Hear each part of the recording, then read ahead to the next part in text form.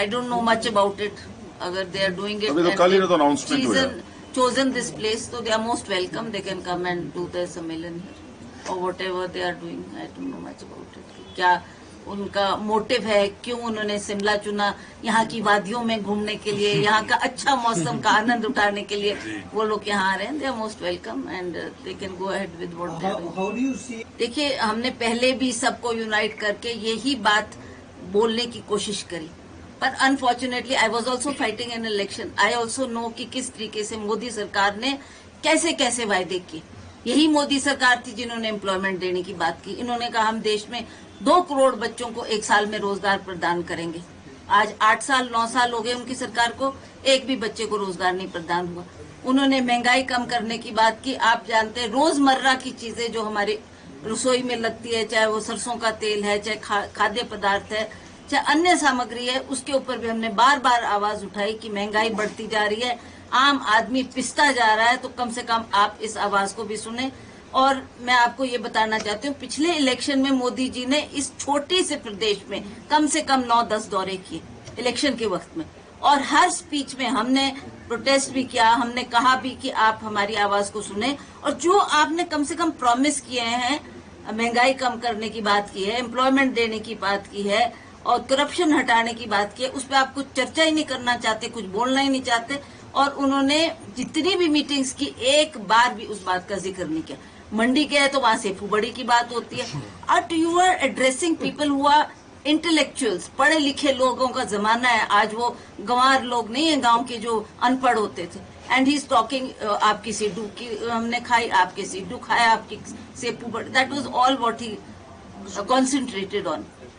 आज हमारे इश्यूज क्या है, आज हमारी दर्द क्या है, हमारी तकलीफ क्या है, मोदी जी ने कभी जानने का प्रयास नहीं किया.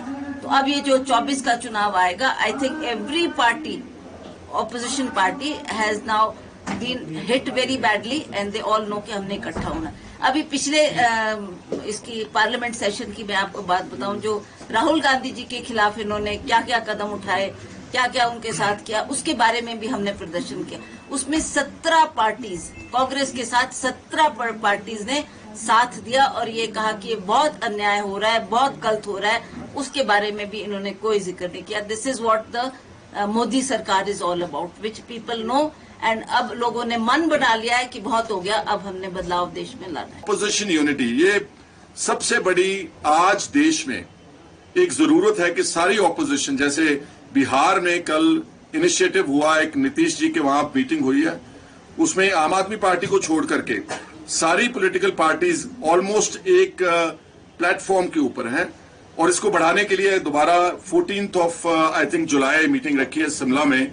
तो ये ऑपोजिशन यूनिटी होनी चाहिए, क्योंकि जैसे मैंने बोला कि पिछले 9-10 साल में देश जो है, अगर आप देखेंगे जो पैरामीटर्स हैं रोजगार के, जो पैरामीटर्स हैं भुखमरी के, जो नेगेटिव पैरामीटर्स है, उसमें अपना देश जो है बहुत ऊपर चले गया.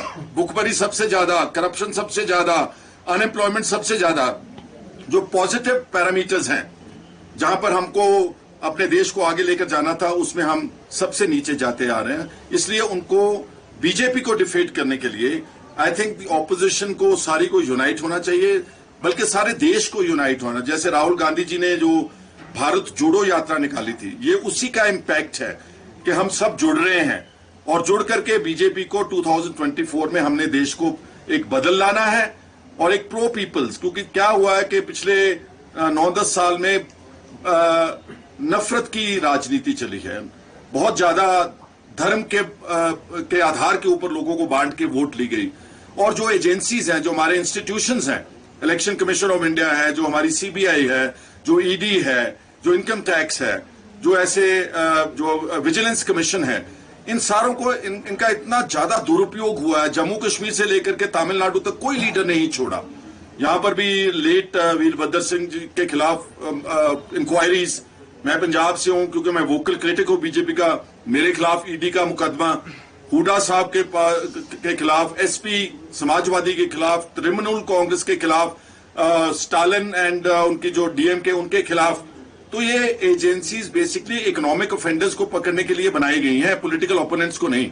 सो इस सब को बदलने के लिए 24 में हमको एक बहुत सारे देश को यूनाइट होकर के इस तरह की जो फासिस्ट गवर्नमेंट है, जो क्रिमिनल गवर्नमेंट है, जो गवर्नमेंट यहां पर लोगों को बांट रही है, उसको बदल करके एक नया अच्छा राज प्रबंध बनाने के हम कोशिश करेंगे। किसान को कीमत तय करने का अधिकार होना चाहिए।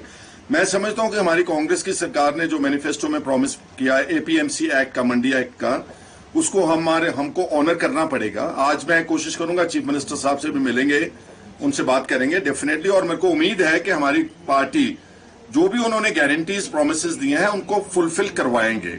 और मैं तो ये चाहूंगा कि क्योंकि एप्पल जो है, जो सेब है, वो मेन स्टे है एग्रीकल्चर का यहाँ हिमाचल में। स्टेट गवर्नमेंट को कुछ स्पेशल बजट एलोकेशन करके ये सारी खरीद स्टेट गवर्नमेंट को अपने सिर के ऊपर लेनी चाहिए। और गवर्नमेंट ऑफ इंडिया से जैसे हमारे को पंजाब में कैश क्रेडिट लिमिट मिलती है, सीसीएल बोलते हैं उसको, हमारा जो टोटल परचेज है पैडी और वीट का, वो 2.25 लाख करोड़ का पैसा हमारे को केंद्र देता है, वो खरीद हम उनके लिए करते हैं और वहां से हमारे को एमएसपी मिलती है। So this sort of a mechanism needs to be worked out for the apple crop as well.